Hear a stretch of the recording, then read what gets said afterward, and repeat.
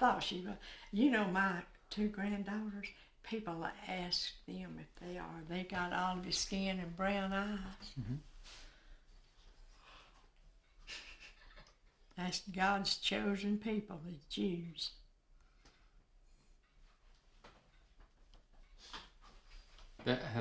Were there many Jews around here? No. You know a Jew's not going to walk in no mill. How come? Huh? How come? But now, where Joe works, it's a Jew, but he's got a good job in there. Where are they going to work? Jill works for Dixie, Mm-hmm. but she's got a good job. Yeah. She's got a good job. Well, you were telling me about these women who had in the mill. Could you tell me about that again? Well, he wouldn't let them wear socks. They had to wear hose. Who's that, Mister? Mr. Dillon. And you know, it wasn't no pantyhose, it was old hose you had to come up here and put a garter around them. You remember that? Old garters. Cut your legs. And they had to wear a hose and had to wear a dress. They couldn't wear pants. And so they come in, was going to wear the socks. And this one woman had a pair of hose on and a pair of socks. And he sent this here one girl back, Marie Lynn, he sent her back because she come in there one time. She had socks on and didn't have hose on. Why did you think he did that? I don't know. I've often wondered that. Now they wear shorts in there. Wear shorts. I mean shorts. Before you were listing it, you said you couldn't wear this, and you couldn't wear this, and you couldn't wear this. Could you do that again? List what you couldn't wear and then talk about it? I don't think I would. I don't think I would. If I had to go over that again and was young, I don't believe I'd pay no attention to it. But they all got together, you know, and was going to come in like that. Then finally, he let them wear socks. Then, it wasn't too many wear pants when I retired.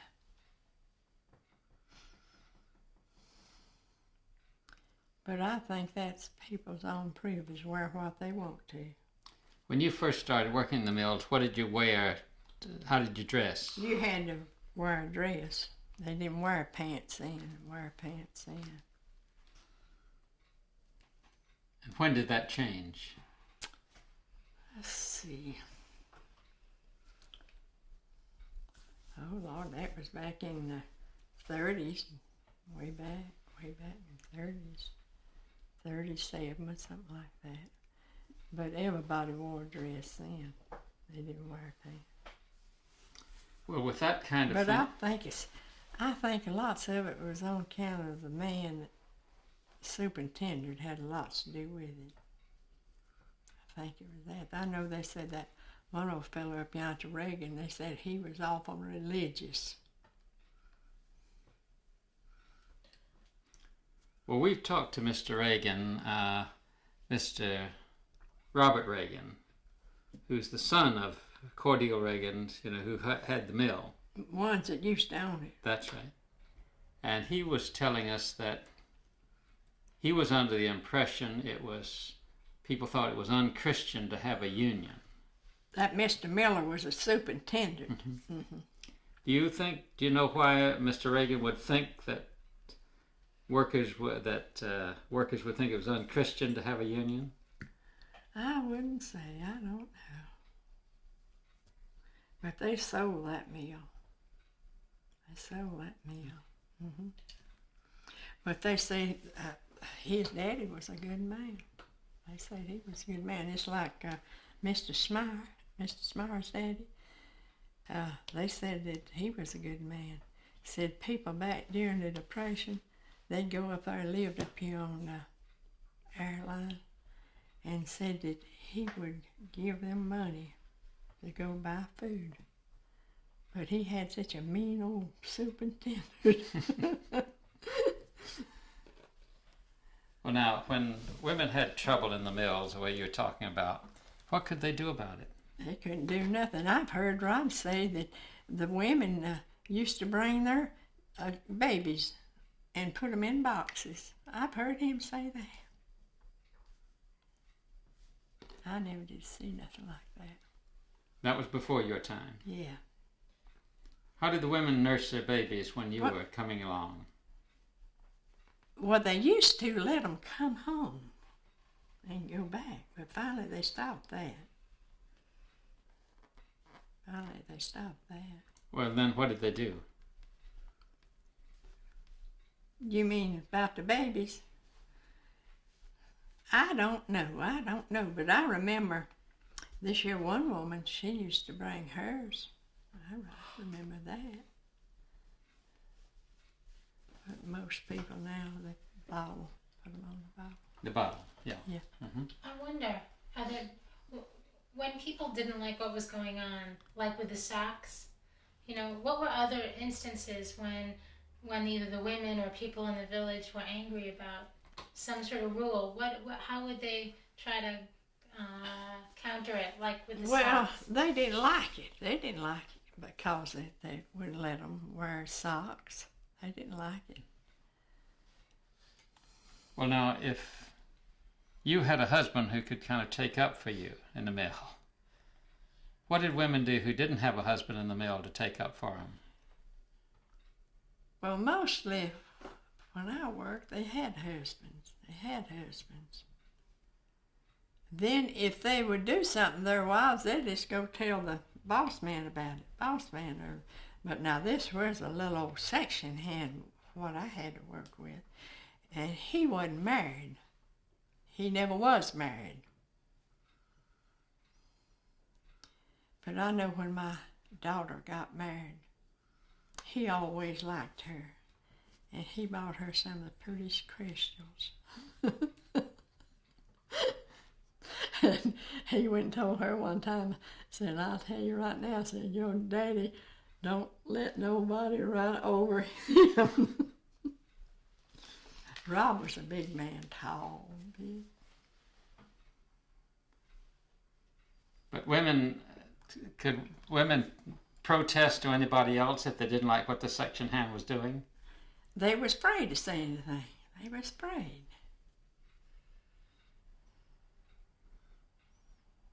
No, you couldn't say too much in the mill.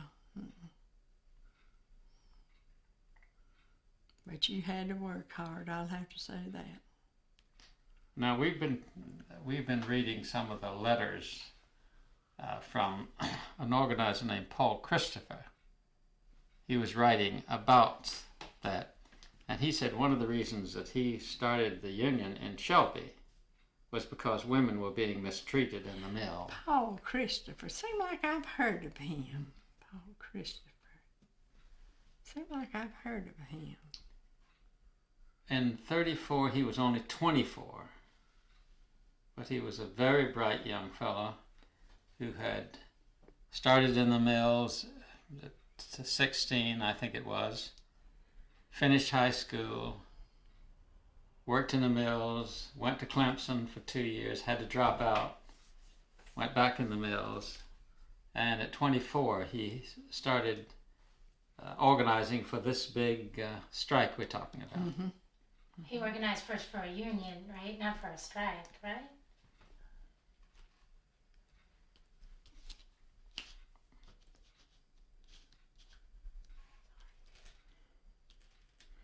Rob's brother, he's 84 and he's still living. Now he can tell you plenty. But now he's got Alzheimer's. Started about 6 months ago. And he had the best memory of anybody I've ever seen. Mm-hmm. And then Alzheimer's it just went. That's a shame. I never would have thought that would have happened to him. Mm-hmm. And he'd sit and look at television, He could tell you everything they said. He had a wonderful memory. Well, that's a mystery, that disease is just, nobody can figure out anything about it. Well, used to, you didn't hear telling nothing like that much. Only when one did, they said, well, he's gone crazy. That's right. Whatever it was called, it's rough. It sounds better all the time. I guess, yes. I have a great friend who's that way now. And I just can't believe it. He's still quite young looking. And he'll come with his wife to a party. And it's only when you speak to him that you realize that he's just not hardly there. Well, sometimes they're okay. He is. And again, he's not. Yeah. And again, he's not. Yeah. I know his wife told me, he said, Rob died when he was 84 and says, I believe I'm going to die. He's 84. And said, Mom lived and she was 85 and his grandma was 99. They're long livers. Yeah. Could you show Rose that picture with the Ranlo sign on it one more time? Mm-hmm. Yeah, this is The one on the bottom. That's the real critical one Yeah. for her. This is this big Labor Day parade in Gastonia. And Now this was up there on Main Street, wasn't it? that's right. Yes. Hmm. Do you recognize the place? That's a clock. Yeah. That's a clock. That used to be up on the square. Mhm. And I believe that was that old motel back over there. Let's see. This was the bank building. That's on Main Street, the bank building. No, this is a bank building. And this was the old post office that's moved now. I thought that post office was still up there. Now, we were just up there yesterday. and They built a comparing- new one. Yeah, we're comparing this picture with... But it used to be a big old motel over there. But what do you think about all those people from your town marching behind a banner that says Ranlo? I wonder if it was hot. I said, Ranlo. Mm-hmm. But I imagine that was lots of other people besides Ranlo. Oh, yes. You see, Yes. when they ended up in the park, you see how many people were there. Mm-hmm. Just thousands. Was this at Laurie, this? This was Still. in 1934. Mm-hmm. After this Labor Day parade, Yeah. they all walked down to the park. Uh-huh. This is Limeberger Park. Yeah, right over here. And you see each local had its sign. Yes. So there were lots of people who were out that day. Yeah. And the next day they didn't go back to work.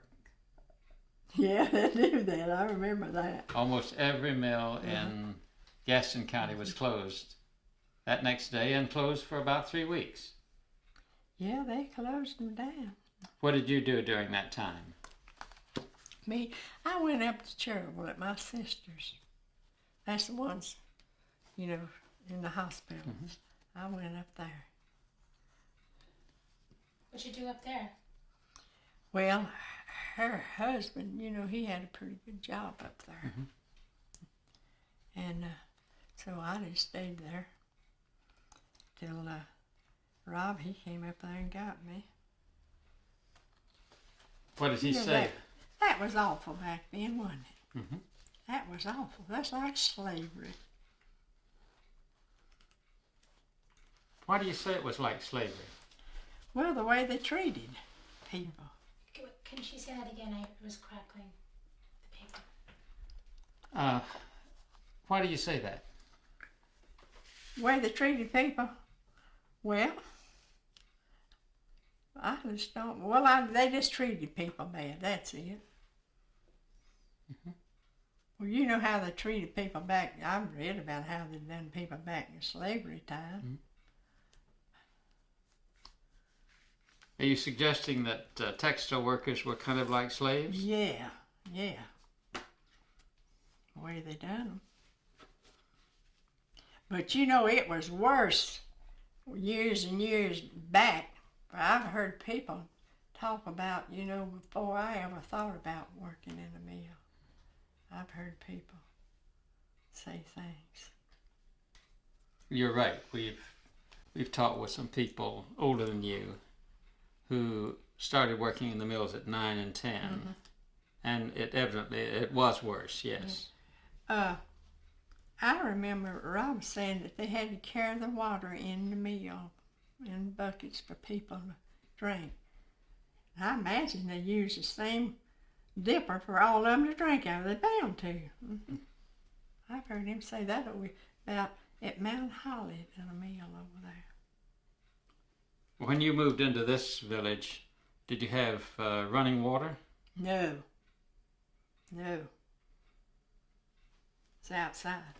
You had to go outside and get it. You have a well? Well, the water come from the mill.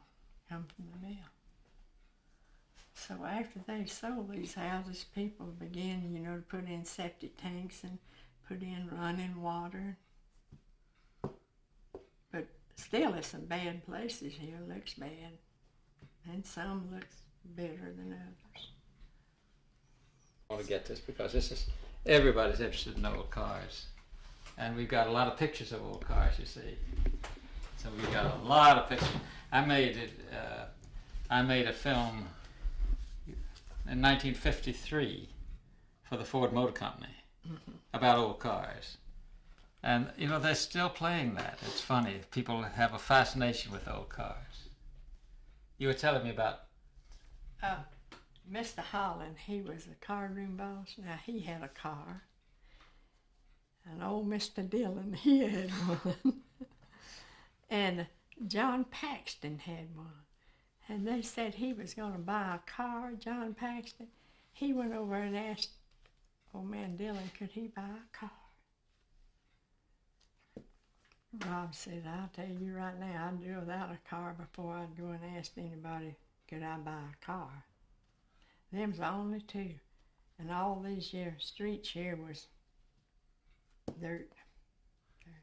You mean you had to ask Mr. Dillon? But now, I don't know why that old fella done that, but he did. He went over and asked him.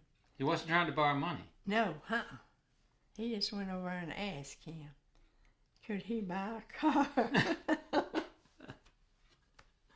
Wow.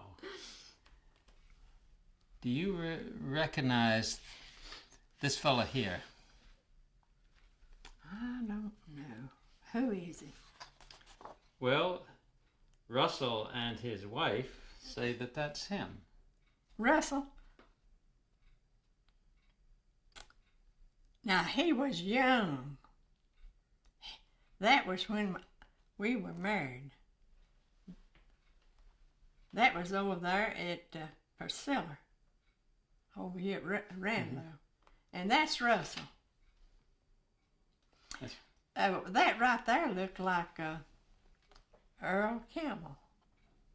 Yeah, they said, that's what they said, yeah. Yeah, that looks, he's in a rest home. He's got Alzheimer's. But little old Russell, he don't look as much like himself as Earl Campbell.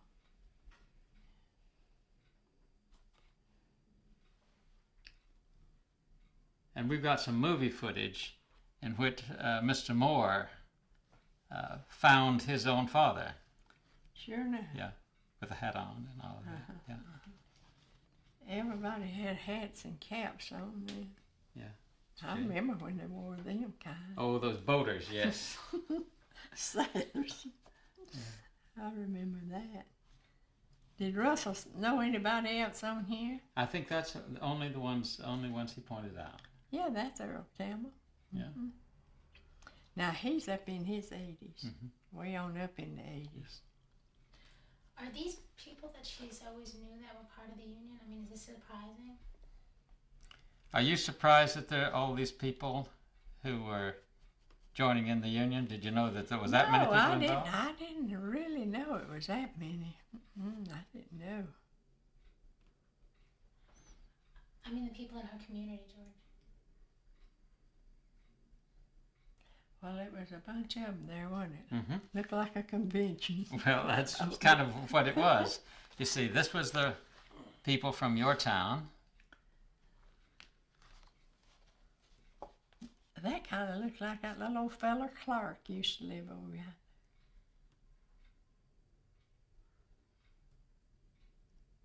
You know, people change you so much. Mm-hmm. But you know, that still looks like Main Street a whole lot. Yes, we went over and compared it.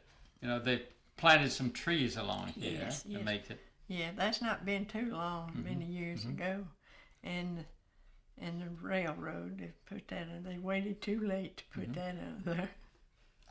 It's funny, we were over there and with Mr. Moore, who was showing us where the parade went, because he was in the parade.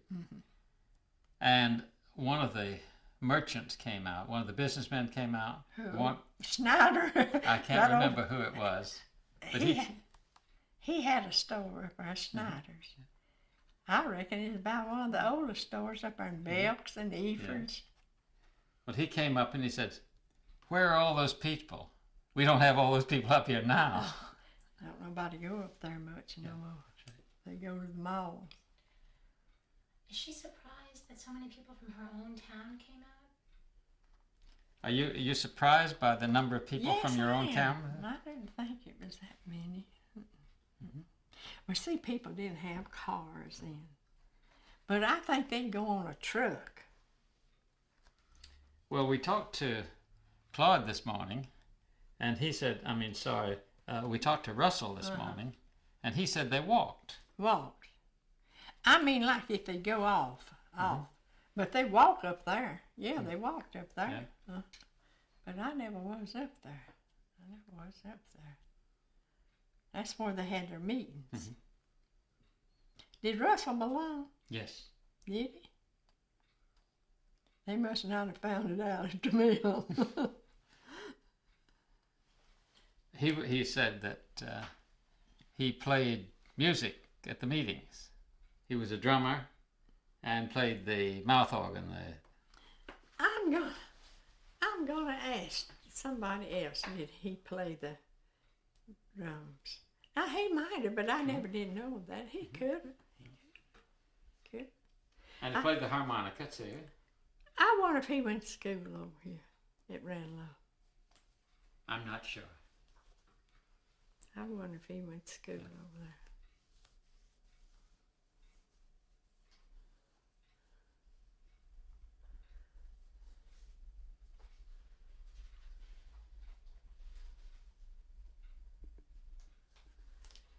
But I know he'll want to see that movie.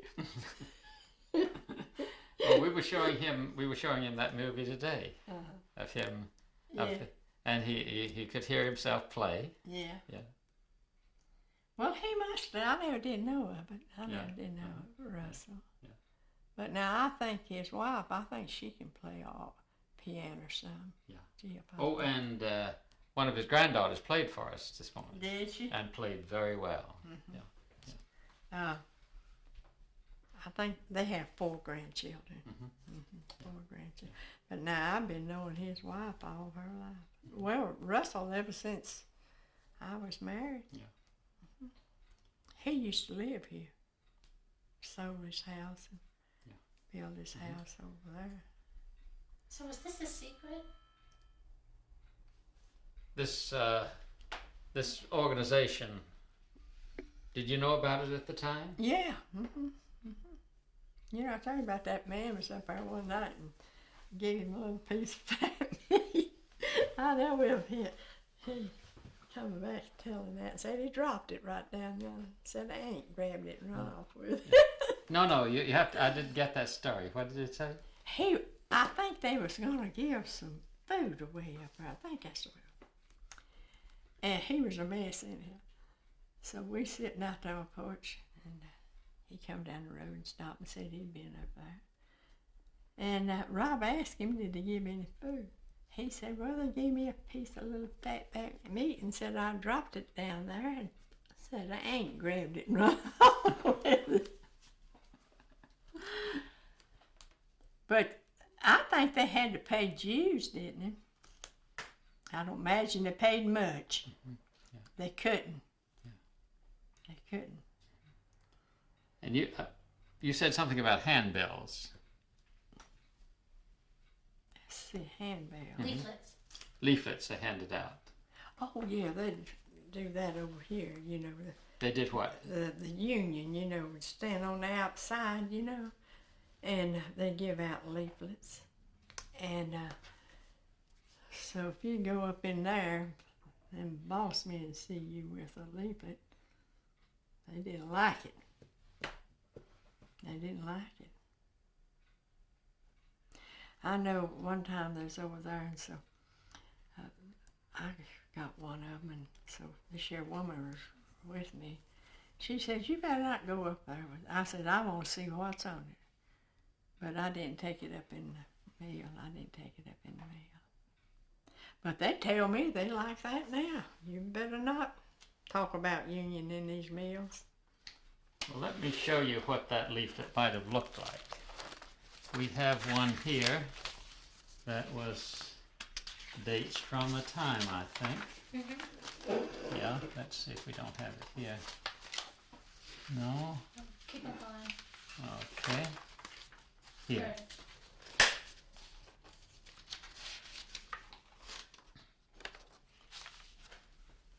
That's a leaflet from 1934.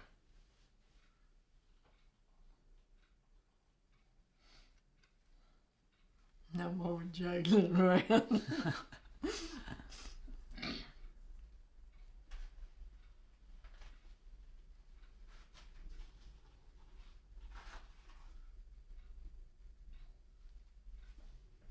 That's so. What that? The employers have been discharged workers because they have joined the union. That's true. Could you start there and read it for us? I don't like to read out loud. Well, try. Please.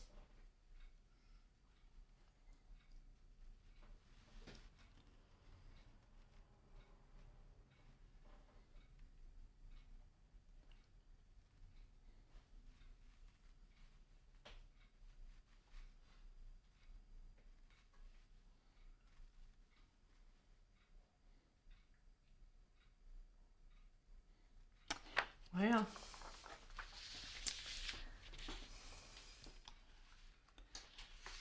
let me read it to you yeah. and see what you said. I never would read out loud in school. But did you read it to yourself? Oh, yeah. What do you think of it? It's right. Go ahead and read it. Okay. And I'll stop and you can comment. To all textile workers, official notice. The hour for final action is at hand. We have exhausted every method of getting relief from intolerable conditions. What do they mean by that? I don't know. Mm-hmm. What is that? It says no more boards and no more juggling around. No more tricks and no more waiting while government boards give us the runaround. Well, what happened was the government said they had a right to join a union. And then the officers got fired. And then they appealed to these government boards, and these government boards delayed and sent the notices to the employers, and so everybody knew about it, you see. Mm-hmm. And that's what they mean about getting jerked around. So they're striking because they're just desperate. We have been patient while our people have been starved and exploited. We have suffered the stretch out until we can endure no more. What do they mean by the stretch out? That's giving more people work, more on their job, like if they was running machineries, like they'd run 3 or 4 slubbers, they'd give them extra, but with no more pay. I see. Did that happen to you? No, I didn't run that. That was in the card room. Employment is at the lowest level since the code was approved. That is when in 1933, in July 1933, the code came in. And the employers were supposed to limit their machine operation to 80 hours. And so they just speeded it up, you see, so they could make more. And then they put everybody on short time. You remember short time? Yes. I remember that. Well, that was a hard thing. 3 days, some 2 days, and some not at all. They didn't run at all. And then employers have discharged workers because they've joined our union. That's right. certainly did. That happened. We have tried to negotiate, but employers still will not negotiate. Finally, our great national convention voted a strike order. That is, they sent a lot of people to New York. They met from all over the country. And it was the Southerners who said, look, we've been fooling around with this too long, and we've got to come out. And in fact, the people from Alabama were out before that convention. The Alabama textile workers came out in the middle of July. And we've interviewed some of those people. Mm-hmm. From all textile states, the cry was alike. There was no way but to strike. The hour is at hand, be ready. Organize for action, organize for victory. Down the line, send the battle call, now or never.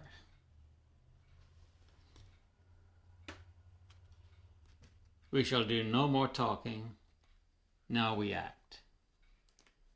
There must be solidarity, there must be discipline, every man in his place, and a task for every man to do. Now you see how old-fashioned this is? Mm-hmm. What would it say now? I just don't know. I can tell you it would say, there must be solidarity, there must be discipline, every man and woman in his or her place. You see, more than half the people in the factories then, in the mills, were women. Yes, that's right.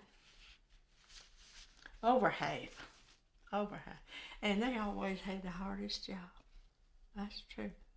And the thing that still bewilders me is that just yesterday we were talking to Mr. Moore. And I said, what did the women do in the strike? He says, oh, at least half of the people on strike were women. Oh, they did this, that. I said, did they ever come to meetings? Oh, yes, they came to meetings. Did they ever speak? No, they didn't speak. Mm-hmm. Did they ever take leadership? No, they never take leadership. I reckon they went by the Bible that women keep silence in the church and ask their husbands. Well, no. Now, that doesn't happen now. You've got women preachers. Yeah, mm-hmm. Yeah, that's right. Women, and women deacons. That's right. That's changed. And you have women union organizers, too. Yeah, and they said, you know, a man is the ruler of the house. I said, he may be ruler of the house as he worked and kept his family up, but his wife had to work. He wasn't over it. That's what I've told my daughter. Well, one of the things I've noticed in working with the textile workers is that you people knew two salary families long before it got to be something for the 80s.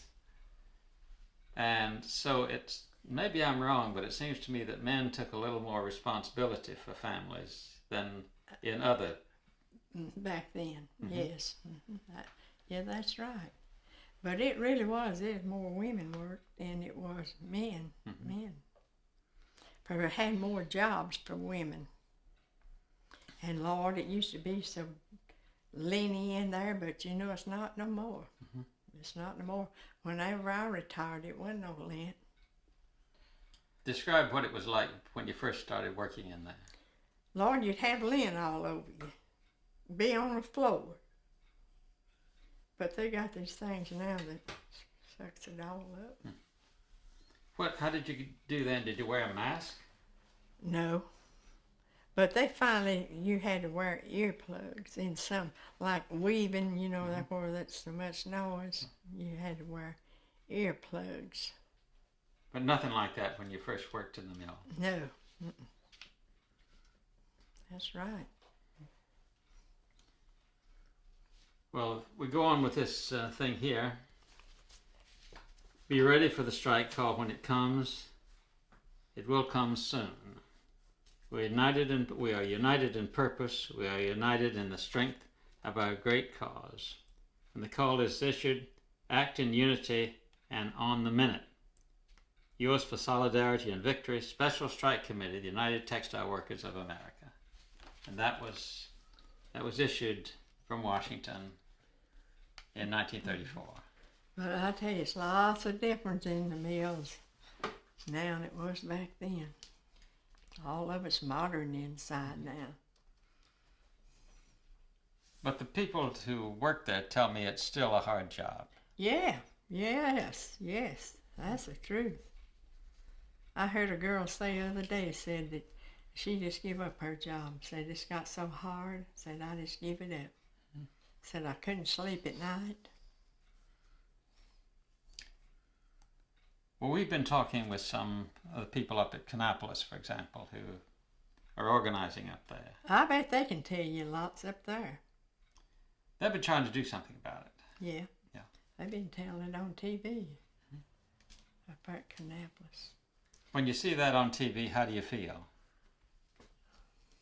Well, I just hope they win. I see 'em. I hope they win.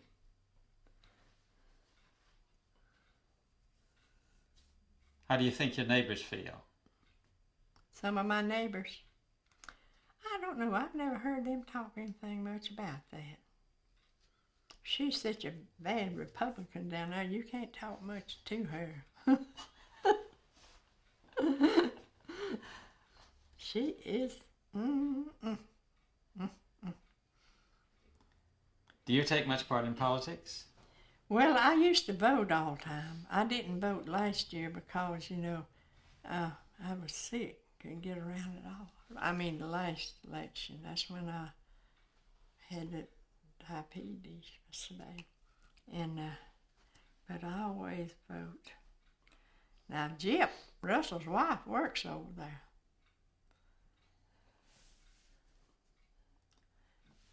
She went and told me one time, Rob, he went over and voted. She come back. She said, I'm going to go over and kill your vote. Do you remember if your superintendent had anything to do with how people voted? Yes, he did. But I do think that he was a Democrat. If I'm not mistaken, I think he was. But mostly people like that won't tell you. But I think he was. That's been years and years ago. Did Mr. Dilling check up on how people voted? I don't think so. But he checked up on about everything else.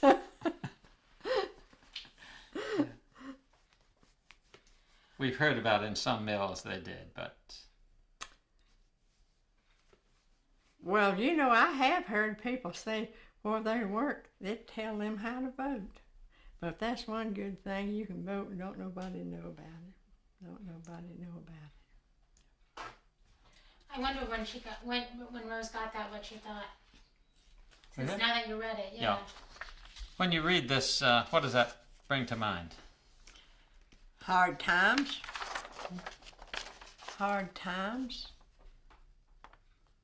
And lots of that's right on there too. What's particularly right? For everybody to be treated right. I think that makes no difference what, textiles or other jobs, but that'll never be. I don't think, do you? Not unless we fight for it.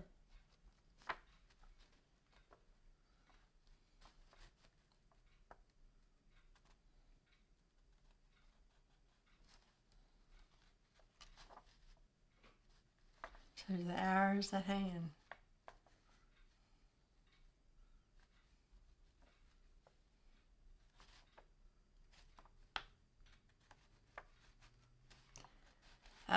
My boy belonged to the union.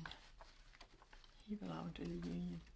Which union was that? I don't know. He drove one of these here tractor trailers. That's what he done. Let's see. I forget that company he worked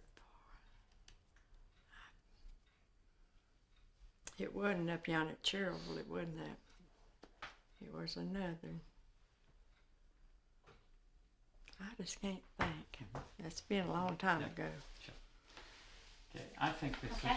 I think we're going. I want to make sure that we get some some of her flowers. Well, before you go anywhere, you're going to be appearing in B. Clinton was coming out of church carrying his ball.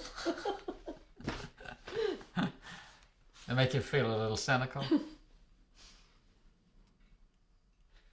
But, Why don't you ask a few of the appropriate questions? okay. And you can also read that. Okay, I'll read this first. I'm in the medium close-up, so you can Okay. go and type it out. All right. if you have to. Okay, this is a leaflet that dates from August 1934, just before this big general strike.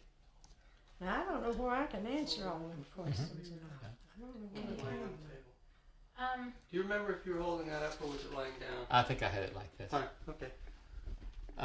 It says, I'm just I'm going to sorry, read it. I'm not comfortable yet. Okay. You don't have to answer it, I'm just going to Yeah. read it to it. Okay? Mhm. It says, to all textile workers, official notice. The hour for final action is at hand. We have exhausted every method of getting relief from intolerable conditions. No more boards, and no more juggling around. No more tricks, and no more waiting while government boards give us a runaround. What was happening was that they would organize, and then the officials, the officers of the union would get fired. And they'd organize again, and they'd get fired again. Mm-hmm. And they would protest because the government said at that time that they had a right to join a union and the employers had no right to discharge them for being a member of the union. So they'd appeal to these government boards, and it would take months and months and months, and meanwhile they were out of work and starving. So that's what they meant by getting jerked around like that. We have been patient while our people have been starved and exploited. We have suffered the stretch out until we can endure no more. Now, what do they mean by the stretch out? That stretcher, putting more work on them. Employment is at the lowest level since the code was approved. Now, the code was approved in June of 1933, and just before that, they ran the machines, as much as they could to make a big bunch of goods, so they got ahead of the code. And then after that, they speeded up the machinery because they were limited to 80 hours of operation. So they speeded up the machinery. And then, of course, they only had 2 or 3 days a week. You know what short time was? Well, let's see, back then, sometimes you get 2 days, sometimes 3, but mostly 2. But now they did speed that up. They did do that, so they get more yarn off. When you had short time, you made, what, $6, $7 maybe. You mean a week? Sometimes not that much. Well, then you had to pay for house rent, Yes, $1 a week. and you had to pay for your lights and water. No. George, why don't you finish reading that? Okay. Employers have discharged workers because they have joined our union. They did. We have tried to negotiate, but employers will not negotiate. Finally, our great national convention voted a strike order.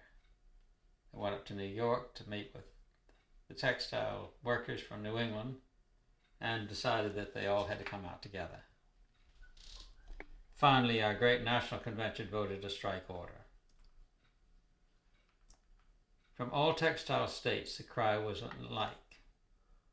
There was no way out but to strike.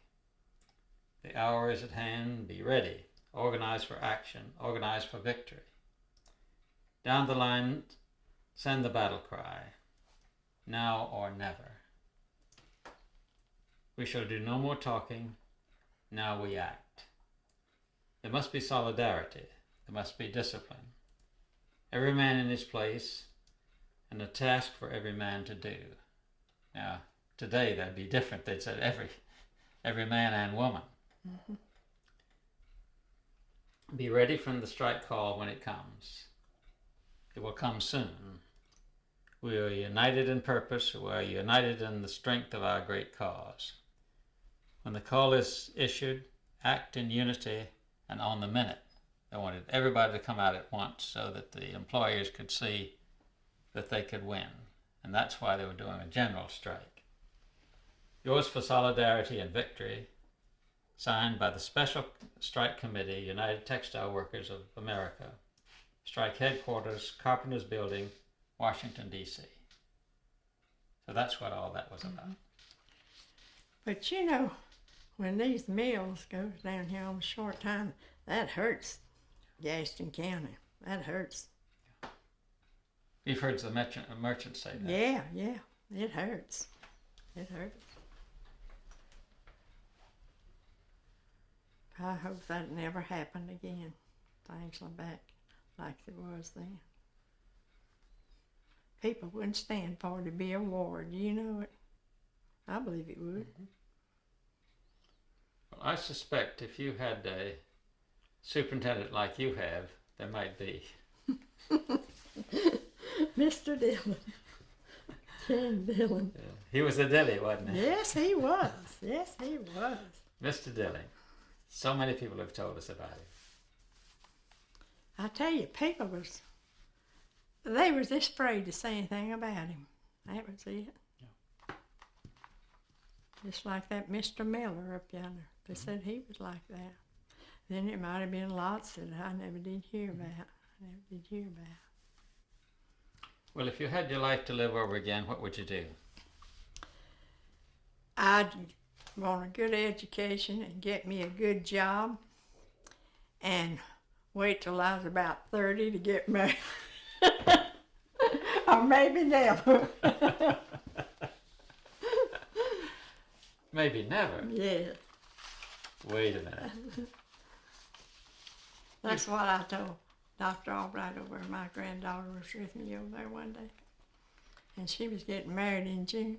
I said to Dr. Albright, I said, Lord, if I was her, I wouldn't never get married.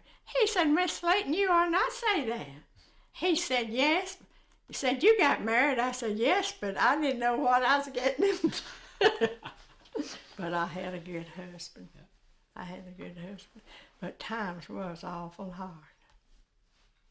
Times was hard. People didn't have many clothes back then, shoes. Respond to the sock story. Mm-hmm. Oh, yes. Okay, sitting down still. You were telling me about Mr. Dilling and the way what women were allowed to wear in the factory. Mm-hmm. Well, they had to wear a dress, they had to wear hose, they couldn't wear socks, they couldn't wear pants. He sent one girl home one morning because she didn't have no hose on. But finally, they began to wear pants and socks without hose. Well, when that woman went home, got sent home, what did the other women do? Well, they know if they come in there like that, they'd be sent home. She worked on the morning shift, and she lived right back up here, so she had to come home. I thought you said the next day they all came in socks. Well, they did later on. That was after the war. See, after the war, people began to do things that they hadn't done before. And finally, people was quitting over here, and so Mr. Smyer, he got another man to come in there. And he moved out of the house and moved over yonder. Okay. Can you just show her one of those? Can you show her the Ronald picture? Okay. Let me just get set for that.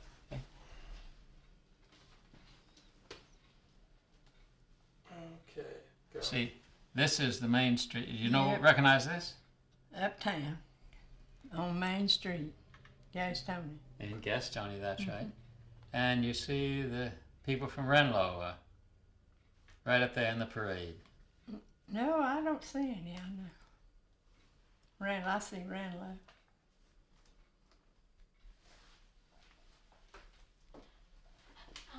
You know, you forget people's faces back when they're young. When you get old. When was the last time you saw this many people in Gastonia? Oh, I've seen lots of people. You mean lately? At the fish fry up there. I was going up to my daughters and all. You know, they have that every year up there. Catfish. But I've seen that many up there. Deb? Well, that's why we were so interested in Mr. Moore, because he said he had a car. Did he? And he took a whole bunch of people over there, and he had 2 signs on each side of the car. Where does he live? Over at Ranlo. Okay, I need her to hold that Okay, picture. Okay. all right. Let's Okay. Yeah.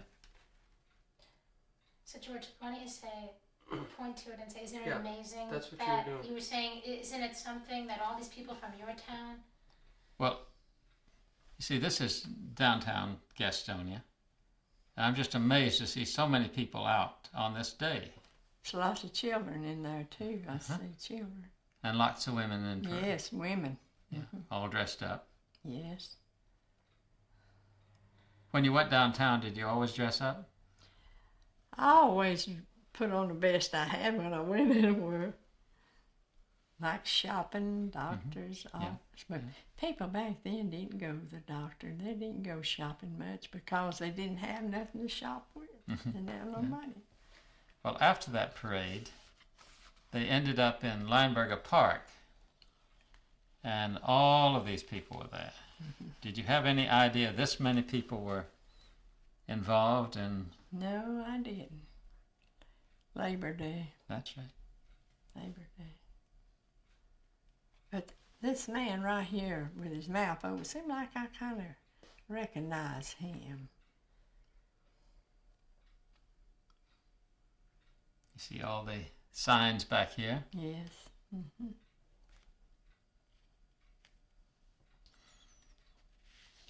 Says line up with the AFL. Come on, it says on that one sign. Let's see if you recognize this man. Yeah, Albert. That's Albert. Albert Henson. Albert Henson.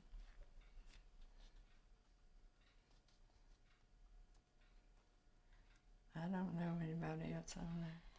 Tell her, point to him and say, that's why we came here. Well, you see, this is particularly why we came here, because you told us that Albert Henson lived in this house He used to beforehand. live here. And I believe he was drinking that day we was up here. He was laying him down on the bed. And I know his wife was in here fixing. Could you point down and say, Supper. this is why we came to Ranlo specifically, because he's the only organizer, he's so important. Well, Albert Henson was one of the few organizers, He was the only one around here. and we actually have some newsreel footage of him. And he was working in the mill, and he's also an organizer here. And so we particularly wanted to find out what happened to him, what kind of a guy he was. Well, they were good people. Him and his wife and them 3 boys. Well, now, if he had a wife and 3 boys, he must have had a lot of courage to do this. And she worked too. Miss Hanson worked. She worked in the mill. Yes. Where did he get his ability to speak? Because we have on the newsreel he was speaking very, very well. I don't know. I wouldn't know. Was he a leader in the church? I don't know where he went to church then or not, but I know he used to go to church after he left here, after he got older. For I know he went to church up there where we went. I know. And finally he was in he used to be in the Army. I didn't know this now. And I think he was in a VA hospital, I think. Then he died. We're hoping to get hold of his son. He's got 3. They ought to be living somewhere, maybe down in South Carolina or over in Charlotte. Yeah. We hope to find him. One more question, George. On the picture, ask if he ever went back into the mills. What happened to Albert Henson after the strike? Well, I don't think he had no job. They got shed of him. Yeah.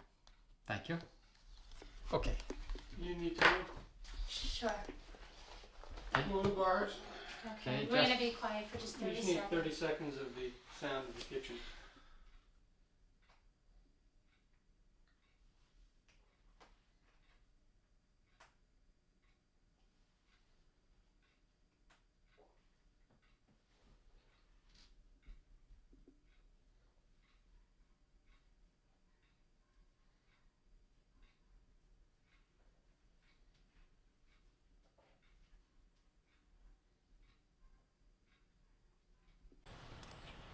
Jamie, Yeah.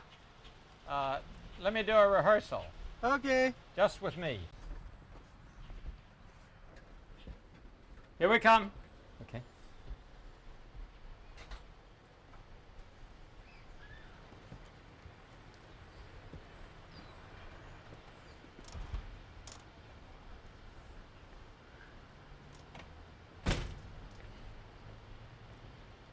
Oh, such pretty flowers.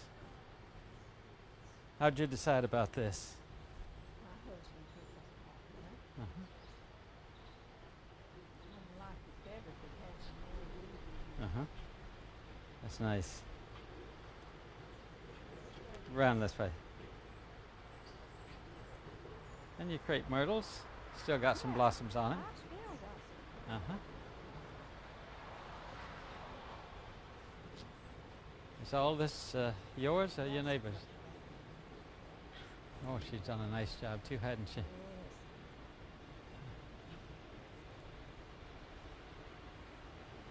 That's pretty. Yeah, that one. Yeah. Uh-huh. You know, right there, something I like. Oh, they're beautiful, aren't they? Rolling. Okay. How did you get this? I've been cutting that back. Yeah. I was going around this way. Uh-huh.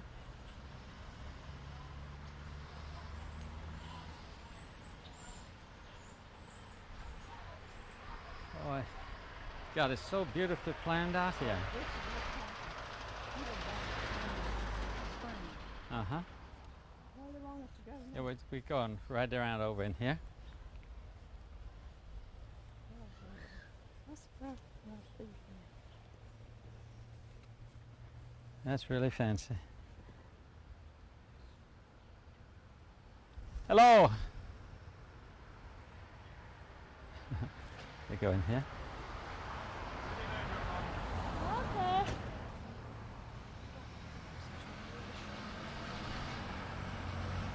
This, tell me about these flowers. Well, the yellow ones is marigolds, and the white ones and the purple ones is venus's. Do you raise those from seed? Yes, But I had them there last year, and so they came up. But I bought these and put them in. Those barrels, they rot out fast, don't Yes, they do. they? Yeah. We've tried out and we just go around this way now. But now that's something's pretty Uh-huh. in the spring of the year. That's, Oh, yes. that's real Uh-huh. pretty. Yeah. We go down the walk. Yeah, we just go down the walk now and sit on the porch.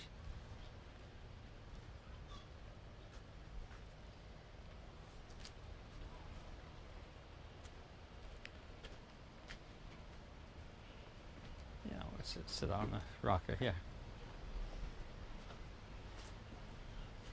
Yeah.